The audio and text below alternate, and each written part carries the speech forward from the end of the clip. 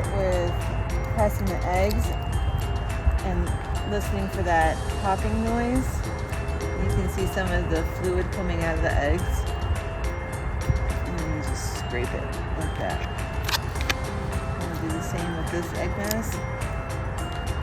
Big pop there. And